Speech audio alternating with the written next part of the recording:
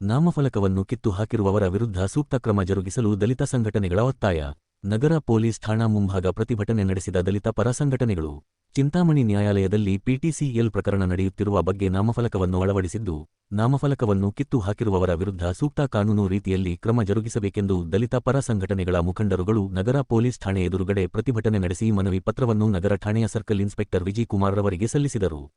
ಪ್ರತಿಭಟನಾ ವೇಳೆ ಮಾತನಾಡಿದ ದಲಿತ ಮುಖಂಡ ವಿಜಯ ನರಸಿಂಹ, ಚಿಂತಾಮಣಿ ನಗರದ ಅಶ್ವಿನಿ ಬಡಾವಣೆಯ ನ್ಯೂ ಪಬ್ಲಿಕ್ ಶಾಲೆಯ ಹಿಂಭಾಗಕ್ಕೆ ಬೆಟ್ಟಕ್ಕೆ ಹೊಂದಿಕೊಂಡಿರುವ ಪ್ರದೇಶದಲ್ಲಿ ಕಸಬಾ ಹೋಬಳಿ ಚಿಂತಾಮಣಿ ಗ್ರಾಮದ ಹಳೆ ಸರ್ವೆ ನಂಬರ್ 31 ಆಗಿದ್ದು, ಹೊಸ ಸರ್ವೆ ನಂಬರ್ 146 ರ 2 ಎಕರೆ ಜಮೀನು ಮುನಿಕದಿರಪ್ಪ ರವರಿಗೆ ಸರ್ಕಾರದಿಂದ ಮಂಜೂರಾಗಿದ್ದು, ಸದರಿ ಜಮೀನು ಈಗಾಗಲೇ ಪರಭಾರೆಯಾಗಿದ್ದು, ಜಮೀನು ಪರಭಾರೆಯಾಗಿರುವ ಬಗ್ಗೆ ಪಿಟಿಸಿಎಲ್ ಪ್ರಕರಣವು ಉಪವಿಭಾಗಾಧಿಕಾರಿಗಳ ನ್ಯಾಯಾಲಯ ಚಿಕ್ಕಬಳ್ಳಾಪುರ ರವರಲ್ಲಿ ಪ್ರಕರಣ ನಡೆಯುತ್ತಿದ್ದು, ಸದರಿ ಪ್ರಕರಣಕ್ಕೆ ಸಂಬಂಧಿಸಿದಂತೆ ಸದರಿ ಜಮೀನಿನಲ್ಲಿ ನಾಮಫಲಕವನ್ನು ನಾಟಿ ಮಾಡಲಾಗಿದ್ದು, ನಾಮಫಲಕವನ್ನು ರಾತ್ರಿ ಸಮಯದಲ್ಲಿ ಕೆಲ ವ್ಯಕ್ತಿಗಳು ಕಿತ್ತು ಹಾಕಿದ್ದು ಅವರ ವಿರುದ್ಧ ಸೂಕ್ತ ಕಾನೂನು ಕ್ರಮ ಕೈಗೊಳ್ಳಬೇಕು ಎಂದು ಹೇಳಿದರು.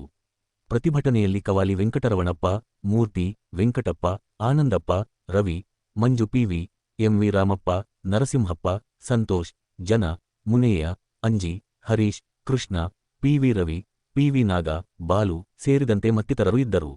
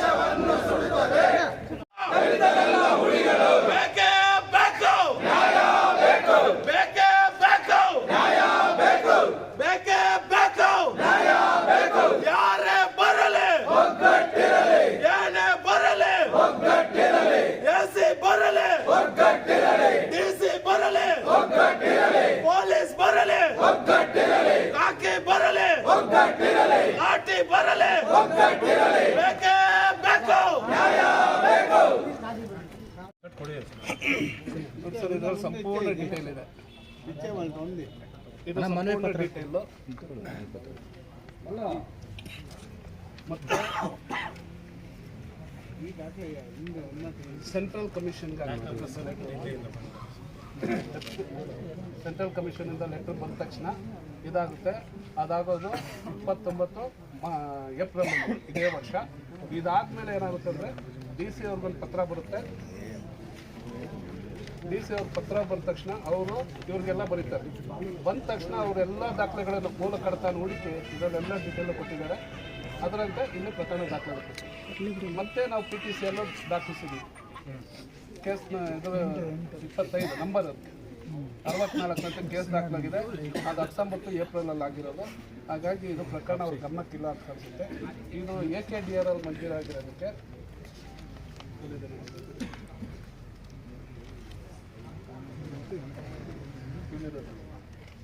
51-52 ಮಂಜೂರಾಗಿರೋದು. AKDR ಅಂದರೆ ಎಂದೆಂದಿಗೂ ಪರಬಾಡೆ ಮಾಡಬಾರ್ದು ಅಂತ ಷರತ್ತಿರುತ್ತೆ ಸರ್.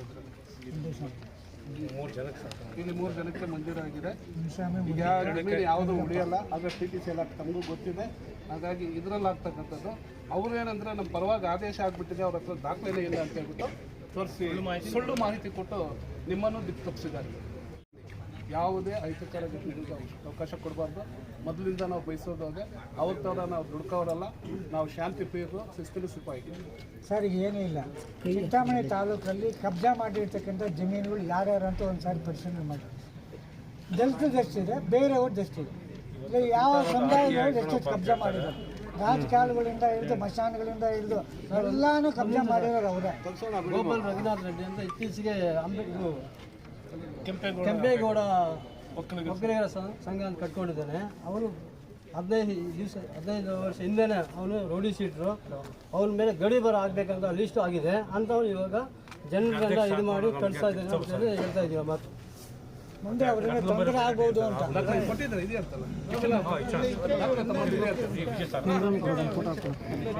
ಯಾರು ವೆಂಕಟಸ್ವಾಮಿ ಅನ್ನೋರು ಮೀಡಿಯಾ ಮಿತ್ರ ಸಹೋದರರಿಗೂ ಮೊದಲನೇದಾಗಿ ಧನ್ಯವಾದಗಳನ್ನು ತಿಳಿಸ್ತಾ ಇದ್ದೀನಿ. ನಿನ್ನೆ ಒಂದು ನ್ಯೂಸ್ ನೋಡಿದೆ. ಯಾವನೋ ವೆಂಕಟಸ್ವಾಮಿ ಅಂತೆ ಅವನು ಕೂಡ ನಮ್ಮ SC ಜನಾಂಗಕ್ಕೆ ಸಂಬಂಧಪಟ್ಟಿರೋನಂತೆ. ಸುಮಾರು 25 ಕೋಟಿ ರೂಪಾಯಿಗಳು ಚೀಟಿಗಳು ಹಾಕಿ ಜನರಿಗೆ ಮೋಸ ಮಾಡ್ತಕ್ಕಂಥ ಅವನು ಕೂಡ ಇವತ್ತು ನಮ್ಮ ಬಗ್ಗೆ ಮಾತಾಡೋರು ಆಗಿಬಿಟ್ಟಿದ್ದಾನೆ. ಇದೇ ನನಗೆ ಗೊತ್ತಂಗೆ APMC ಮಾರುಕಟ್ಟೆಯಲ್ಲಿ ಚೆಲ್ಲಣ್ಣ ಅಂತ ಒಬ್ಬರಿದ್ದಾರೆ. ಬರೀ ಅವರೊಬ್ಬರ ಹತ್ರ ಮಾತ್ರ 25 ಲಕ್ಷ ಲೂಟಿ ಮಾಡಿದ್ದಾನೆ. ಏನು ಅವ್ರಂತಾರಲ್ವ ರೋಲ್ ಕಾಲ್ ಅಂತ, ಅದಕ್ಕಿನ್ನ ದೊಡ್ಡದಾದ ಅಂತ ಕೆಲಸ ಮಾಡಿದ್ದಾನೆ. ಇವತ್ತು ನಮ್ಮ ಬಗ್ಗೆ ಮಾತಾಡ್ತಾ ಇದ್ದಾನೆ. ಇಂಥವ್ರನ್ನೆಲ್ಲ ಪರಿಗಣಿಸಿ 10 ವರ್ಷದಿಂದ ಎಲ್ಲಿದ್ದರು, 10 ವರ್ಷದಿಂದ ಚಿಂತಾಮಣಿಯಲ್ಲಿ ಕಾಣೆಯಾಗಿದ್ದರು ಅಂಥವ್ರು ಇವತ್ತು ಬಯಲಿಗೆ ಬಂದು ಮಾತಾಡ್ತಾರೆ ನಮ್ಮ ಬಗ್ಗೆ. ಇಂಥವ್ರಿಗೆ ಸೂಕ್ಷ್ಮವಾದಂಥ ಇದನ್ನು ತಾವೆಲ್ಲ ಮೀಡಿಯಾ ಮುಖಾಂತರ ಕೊಡಿ ಅಂತ ಹೇಳಿ ಬಯಸ್ತಾ ನನ್ನ ಮಾತನ್ನು ಮುಗಿಸ್ತಾ ಇದ್ದೀನಿ. ಮೇಲೆ ಏನು ನಿನ್ನೆ ಚಿಂತಾಮಣಿ ನಗರದಲ್ಲಿ ನಡೆದಂಥ ದಲಿತರ ಜಮೀನುಗಳು ಮತ್ತು ದಲಿತರ ಮೇಲೆ ನಡೆದಿರತಕ್ಕಂಥ ದೌರ್ಜನ್ಯಗಳ ಬಗ್ಗೆ ಈ ನಗರದ ಒಂದು ಸಮುದಾಯ ದಲಿತರ ಮೇಲೆ ಮಾತಾಡ್ತಕ್ಕ ವಿಚಾರಗಳಲ್ಲಿ ನಾವಿವತ್ತು ಅದನ್ನು ಖಂಡಿಸುವ ಮುಖಾಂತರ ಮಾನ್ಯ ನಿರೀಕ್ಷಕರ ಮುಖಾಂತರ ನಾವೊಂದು ಮನವಿ ಮಾಡಿದ್ದೀವಿ, ಇದಕ್ಕೆ ದೂರು ದಾಖಲಿಸಬೇಕಂತ. ಅದೇ ರೀತಿ ಉಪವಿಭಾಗಾಧಿಕಾರಿಗಳಾಗಿರ್ಬೋದು ಅಥವಾ ಜಿಲ್ಲಾಧಿಕಾರಿಗಳಾಗಿರ್ಬೋದು ಅಥವಾ ಸಿವಿಲ್ ನ್ಯಾಯಾಲಯಗಳಾಗಿರ್ಬೋದು, ನಮ್ಮದೊಂದೇ ಮನವಿ, ಏನು ಸುಪ್ರೀಂ ಕೋರ್ಟಿನ ಒಂದು ತೀರ್ಪಿನ ಪ್ರಕಾರ ನಕ್ಕಂಟಿ ರಾಮಲಕ್ಷ್ಮಮ್ಮ ಅನ್ನೋರ ಒಂದು ಪ್ರಕರಣನ ಇವತ್ತು ಪರಿಗಣನೆಗೆ ತಗೊಂಡು ಆ ಆದೇಶನ ಮುಂದಿಟ್ಕೊಂಡು ಇವತ್ತು ದಲಿತರಿಗೆ ವಂಚನೆ ಮಾಡ್ತಕ್ಕಂಥ ಪ್ರಕ್ರಿಯೆ ತಮ್ಮ ಇಲಾಖೆಗಳಲ್ಲಿ ನಡೀತಾ ಇದೆ.